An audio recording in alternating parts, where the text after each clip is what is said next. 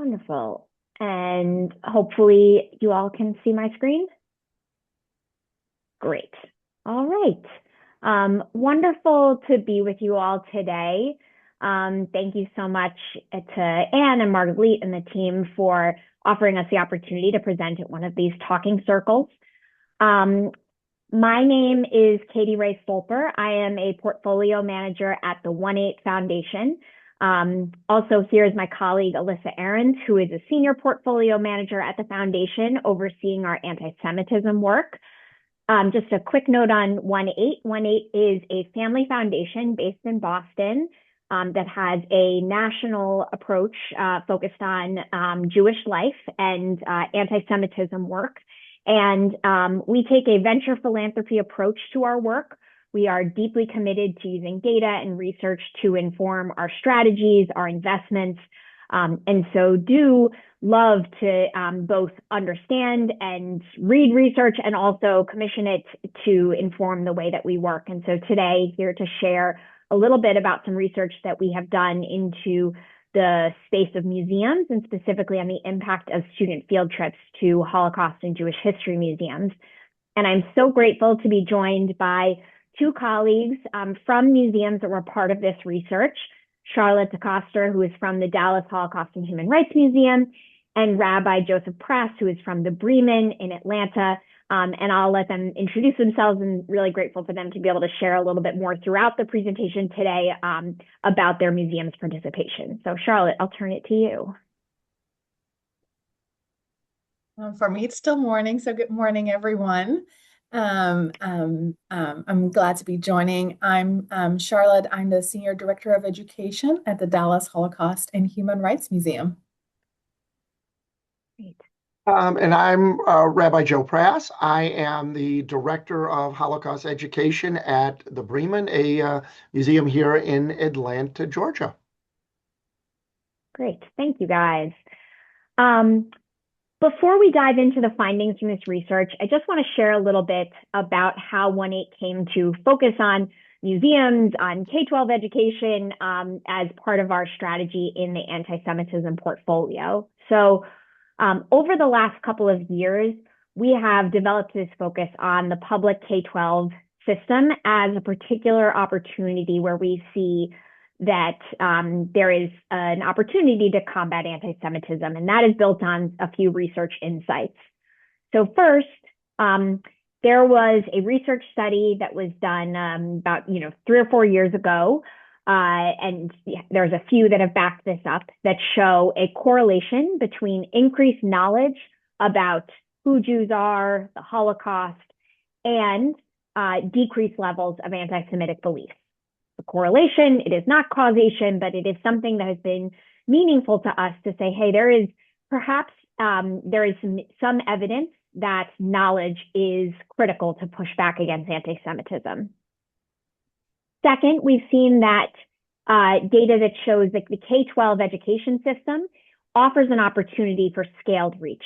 So the vast majority of ELA and history teachers report covering on Holocaust or other topics related to the Jewish community at some point during their teaching. And the vast majority of Americans report receiving at least some K-12 education about these topics of significance to the Jewish community during while they're in their K-12 time. And then last, the findings would indicate that these existing efforts going on in our world to educate students about who Jews are and the Jewish experience, while critically important, are not sufficient for this moment in time. So we see higher levels of anti-Semitic beliefs in younger generations. And while there is reports of high numbers of citizens receiving some kind of education about Jews and the Jewish experience during their K-12 experience, actual knowledge around these topics is quite low.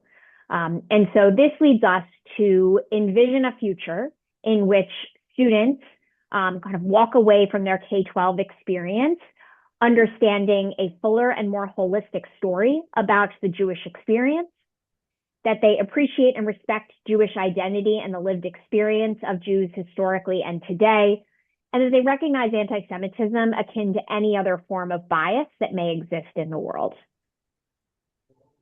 And we started our work in this space by just trying to understand what was happening. And what we found was a really robust space. We did a landscape mapping effort to kind of understand the offerings and approaches of organizations from across the space who are creating content or professional learning and resources for students and teachers. And we found a really robust field, but also one that was had a lot of overlapping efforts in terms of the topics being covered and the approaches taken. And so that, and museums were, part of that field that we looked at, understanding the strategies at play. And should anyone be interested, and we're happy to share this afterwards, the ecosystem report is available on our website at one8.org/antisemitism research. And coming out of that, we saw an opportunity in talking to folks in the field to potentially bring together a group of expert practitioners from across the field that included content developers, researchers, community leaders, museum leaders, who could come together to develop a common vision for what student mastery would look like at the end of a K-12 experience. So what are the most important topics for students to learn? What do we hope that they will walk away from their K-12 experience understanding? And the purpose of this was not necessarily to create a framework that a school would adopt, but to target the audience of providers in this space. So folks that are creating the resources, doing the trainings, offering the student experiences, to create alignment at that level such that resources created for teachers in schools for students would be working towards a common set of goals. And it would support this alignment across the field to develop really high quality content that would achieve this deeper understanding and more fuller understanding of the Jewish experience. And that provided an important grounding for this research. We came out of that framework with this kind of collective efforts to create a common set of goals for learning, such that we could say, okay, what are the experiences that students are encountering, and knowing that one of the primary ways students will learn about Jewish identity and history is through museum experiences and field trips to museums. What is the impact that these museums are having? And are we working towards those common goals we just outlined? And so we found an opportunity to partner with 5 museums, which include the Breman and Dallas, as well as the Zeckelman Holocaust Center in Detroit, the Museum of Jewish Heritage in New York, and the Weitzman in Philadelphia, and partnered with the research firm Applied Curiosity Research to evaluate the impact of student field trips that were happening in spring 2025. And specifically, we were looking to know to what extent can field trips educate students about historic and contemporary anti-Semitism, the Holocaust, Jewish identity, and Israel. And then broadly, what are students taking away from their field trips, and what kind of strategies or approaches in the museum are driving engagement and learning? And before we talk more about the approach and the findings, I think one of the things that was really powerful was that these museums raised their hands together to be part of this study, despite all having slightly different goals and approaches to this work, but wanting to be part of a shared research body. And so I just wanted to offer an opportunity for both Charlotte and Joe to share a little bit more about why the teams at Dallas and Breman wanted to be part of this effort. Charlotte, I'll turn it over to you. Yeah. When we received an invitation to join this, we were very excited. I think as a museum, we tried to provide funders with as clear as possible as a picture. And a lot of times funders like to have very specific data, especially on impact. And this was another opportunity for us to get more impact data, which is not easy to get. And this study allowed us to expand just to have more data on that.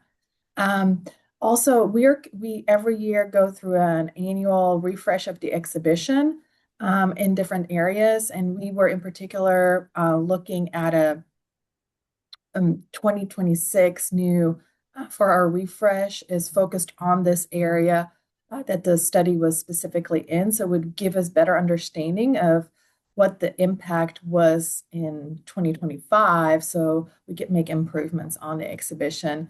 And then just in general is just providing educators better support, which then, of course, impacts the students as well. For our part, we were excited to participate as well. The One8 Foundation's emphasis on statistics and research base was very appealing to us, and we'll address it a little further along. But we rely on a huge core of volunteers, and that allows for a great diversity. You know, and we were very interested in seeing what we're training our volunteers on. Is this what our students, our teachers are walking away, and where is that alignment, both with what we want, with what the curriculum in our state is advocating for? So this was a wonderful opportunity, as well as I think like a lot of museums, we invest some serious time in pre and post visit materials, and just how much are those actually being used. If we're investing that much time, we'd love to know exactly what the return on investment is. And thanks to the One8 Foundation, we got an answer.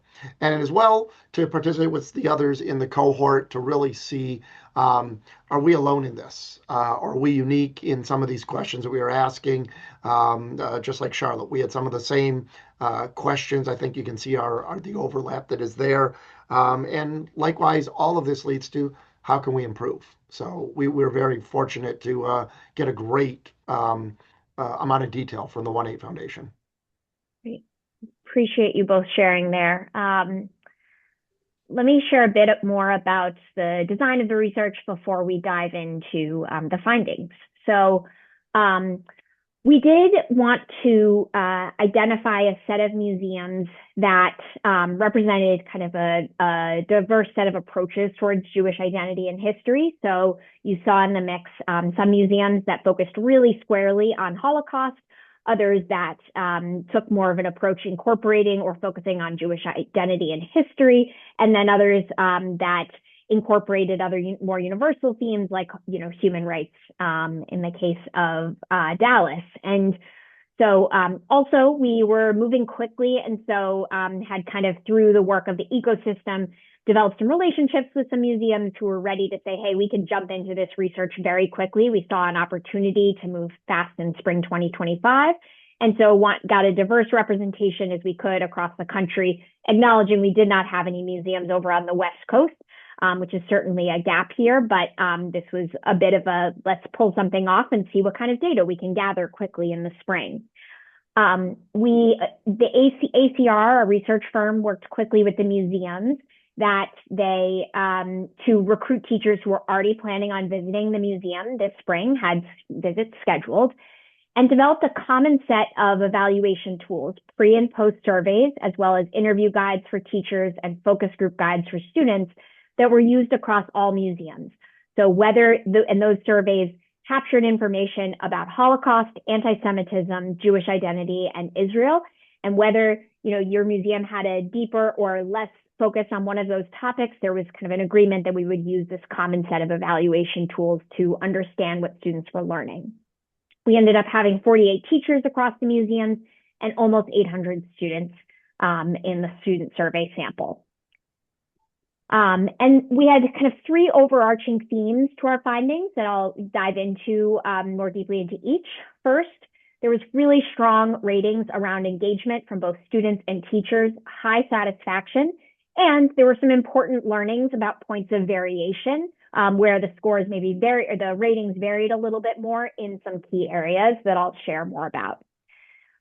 Two, to kind of what Joe was sharing about, we did see an opportunity here to have greater alignment with what's happening in schools and in classrooms before and after the visit. And then the last piece, we did see small learning gains, but positive learning gains with variation by theme or topic.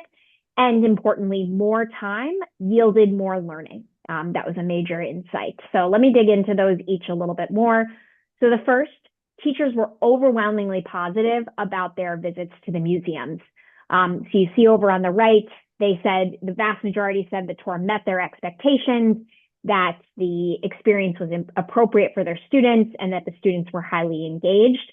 The Net Promoter Score was 84.4. For anyone who's not as familiar with Net Promoter Score, it is asking whether you would recommend this experience to someone else. A scale is -100 to a 100, and 84 is kind of off the charts. So a really positive result from teachers. Students also were highly engaged, and we asked them specifically about what parts of the museum experience were most impactful. We collected that both through quantitative data in the survey, but also through some of the qualitative responses. We saw that they ranked live presentations from both survivors and next-gen speakers as highly engaging, as well as artifacts.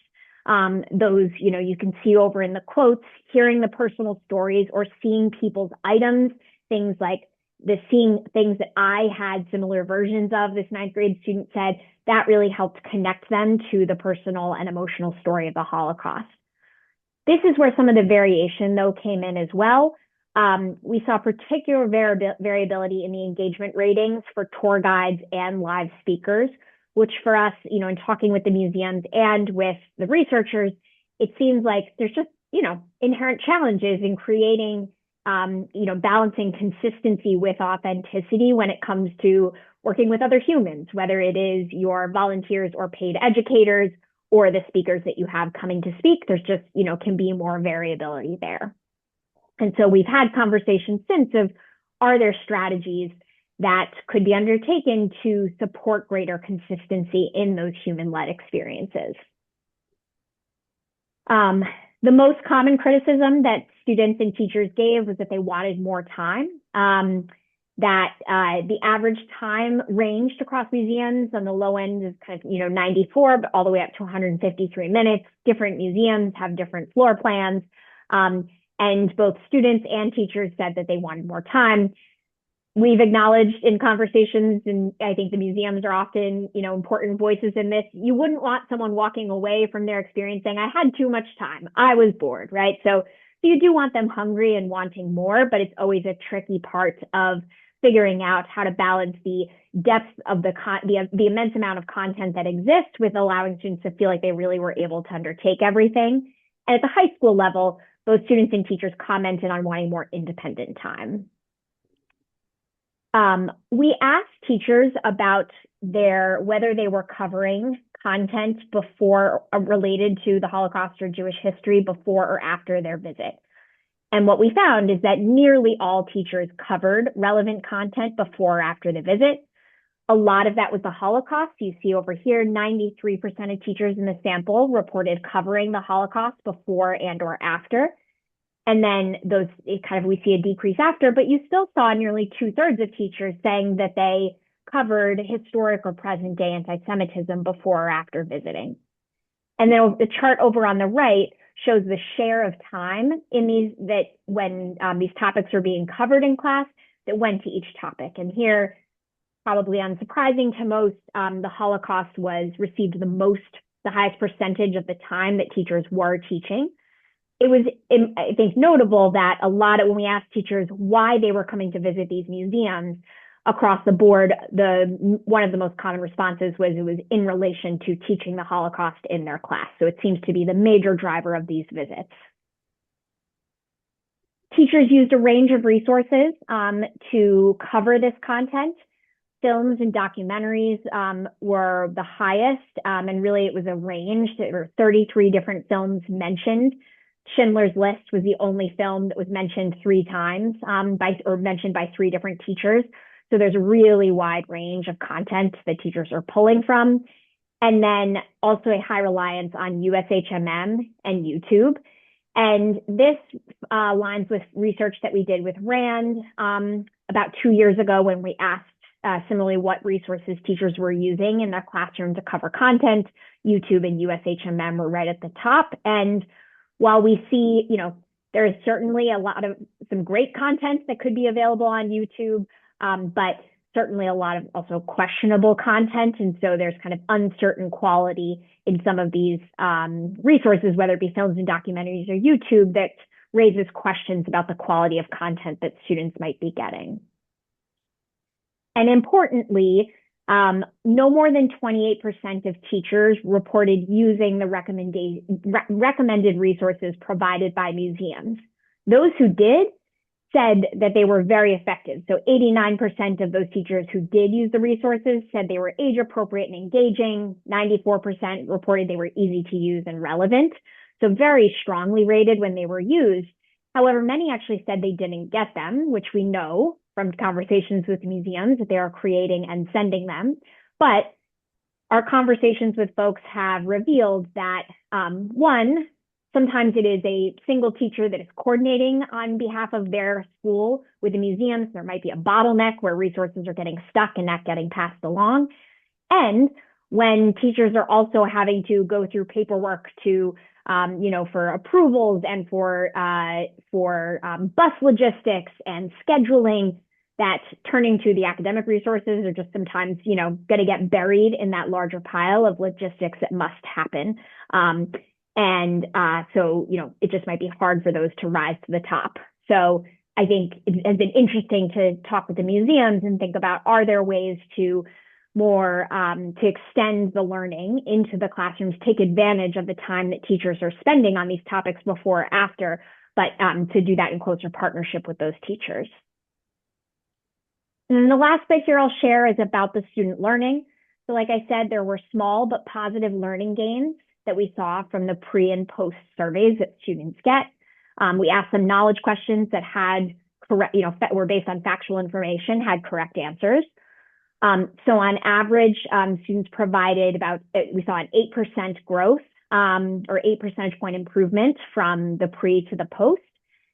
Our researchers ran a regression analysis to evaluate what were the factors that were statistically significant in driving student learning. And an important finding is that really what it showed is that more time was the factor in the museum, was the factor that led to more learning. So they looked at whether having a docent versus no docent, or a live speaker versus no live speaker, a teacher using the museum's resources or not, or the number of class periods that were used to cover content before or after the visit. None of that was found to be statistically significant in driving learning. It was really about the time that they were spending in the museums. We saw learning in each of the content areas, though much more learning related to Holocaust and, interestingly, Israel. I think the Israel finding was a bit surprising for all of us, including the museums, given that it's not a topic that tends to get quite as much footprint as some of the other topics in the museum. We wonder if perhaps some of that is about the kind of very narrow and especially factual information that was requested, asking the number of Jews that lived in Israel, the date that Israel was formed, or how long Jews have been living in Israel. But as we'll get to in a minute, we saw from some of the qualitative comments that students were really understanding the role that Israel plays to the Jewish people coming out of their museum experiences. Like I mentioned earlier, there was really this deep personal connection that students saw to the Holocaust. It made the history feel real and relatable to their lives, especially through these survivor stories and artifacts. It's this last quote here, the train inside, I was in shock. I was like, there's no way that many people fit in here. There were these elements of the museum that really brought the history alive to students. On anti-Semitism, there was some knowledge gains, but confusion remained for many. So most students did not demonstrate growth in their open-ended responses. We did see, though, some growth in the close-ended factual questions about anti-Semitism. And you saw in the comments, often students were attempting to connect what they learned about anti-Semitism to other topics. But those responses revealed some confusion, and often our researchers were hearing in focus groups some ongoing confusion around why the Jews? Why were the Jews singled out in this way? And you saw them trying to connect anti-Semitism to bullying, to current events, especially around anti-Semitism, or to other forms of prejudice. We saw some really interesting varied takeaways about Judaism and the Jewish community. So again, this was an area where lower, but still some gains knowledge-wise. And we asked them an open-ended question of what does it mean to be part of the Jewish people?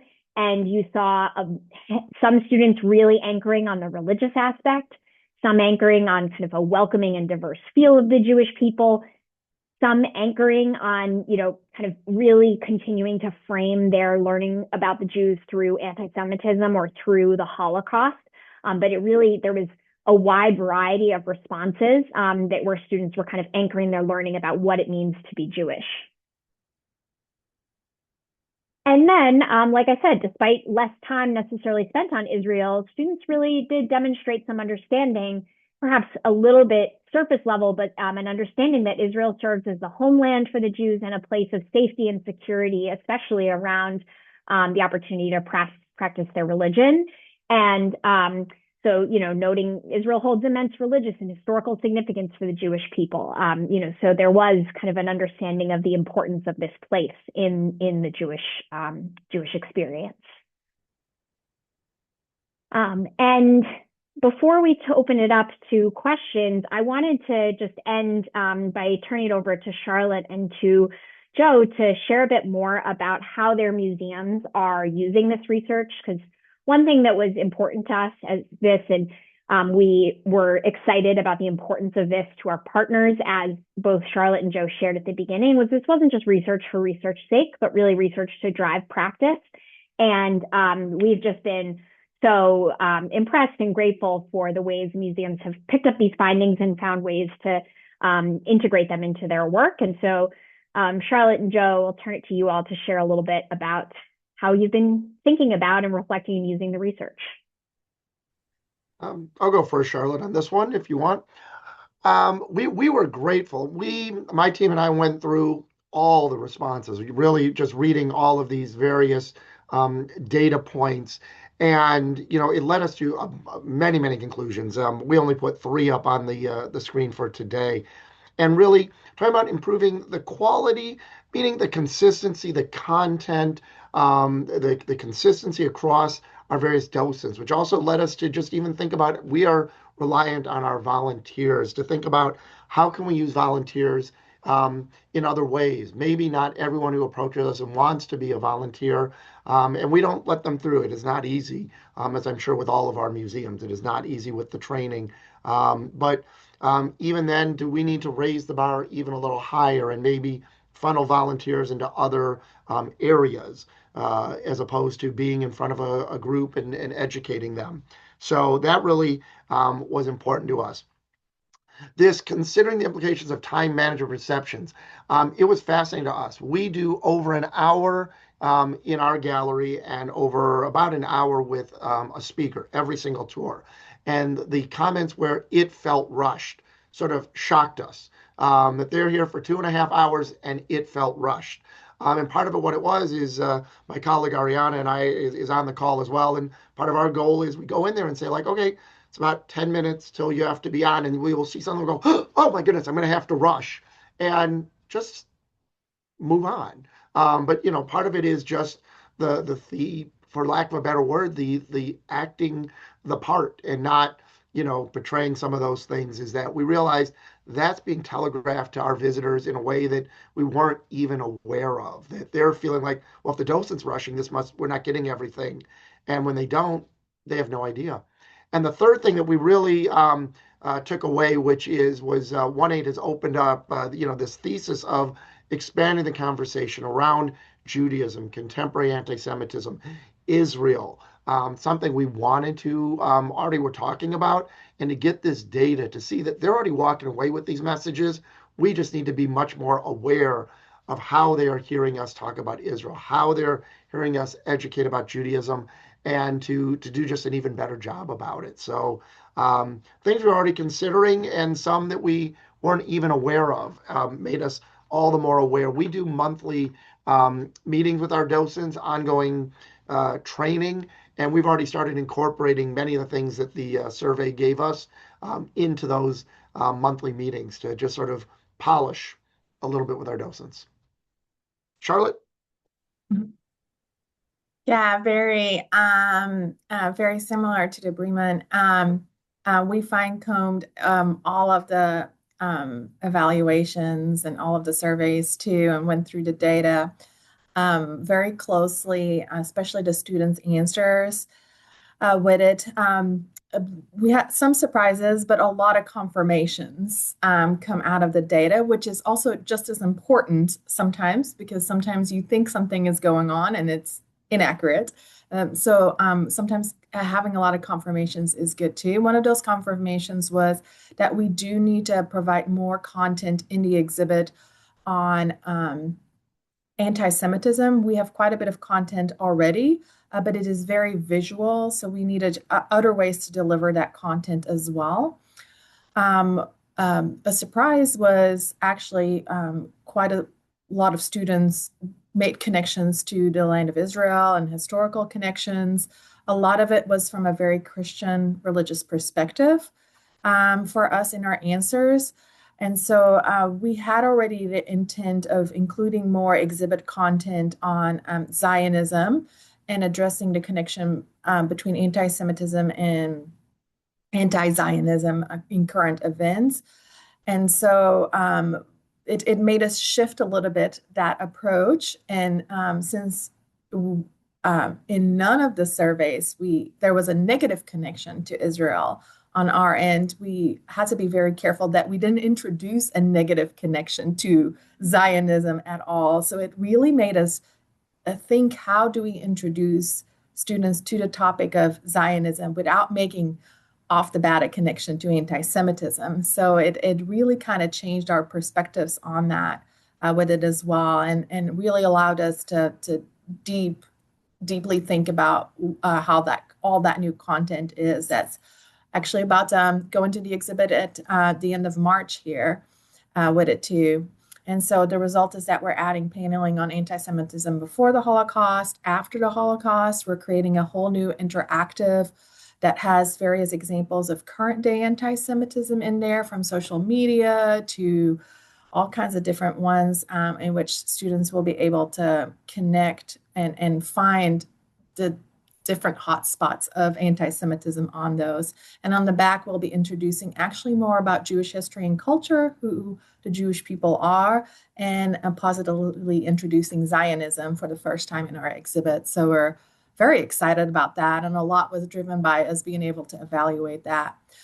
Just like the Breman, as we were very aware that we run at a very fast pace at our museum. Our field trip is even longer. Most tours spend 3 to 4 hours at our museum. That's because many have to come from very long distances to get to Dallas. But in the exhibit, they're about for 90 minutes, which impacts the docent. So it's continuously refining that docent training to include interactivity, using correct vocabulary, but also not creating that feeling of rush in the exhibit too is with it as well. So that also brings us to our pre-visit resources. We knew all the pieces are there, but this confirmed again that a lot of teachers are not using it. And so this summer, we're going to build a big auditing project of re-envisioning everything for our pre-visit resources of how to better structure everything. Because I think on our end, it's more of a structure issue than a content issue on that side. And all the pieces are there. It's just how we deliver with it. One of those issues was, as Katie Rae mentioned, is that not always is the teacher booking the tour and connecting with us before they come to the museum. So how do we better provide that information on our website on all different ways too? So that is what we're doing, and many more things, but these are the 3 big things. Great. Thank you both. And with that, I will just say that we are excited to continue working with the Breman and Dallas and other museums and continue to have conversations with folks about whether there are opportunities to pilot some new strategies, those that they both shared about and with others over the next year, to see if we can address some of those needs and opportunities that came out of the research, and continue to refine approaches and deepen the impact with students, as we know that museums are and continue to be a really critical strategy for engaging students in the learning about Jewish identity and history, and as shown from the research, really can be impactful in the way they immerse students in this learning. So how can we make sure that we are telling that fuller and more holistic story and creating consistent experiences for them? And so with that, I will open it up for Q&A, both for me as well as for Charlotte and Joe about this work.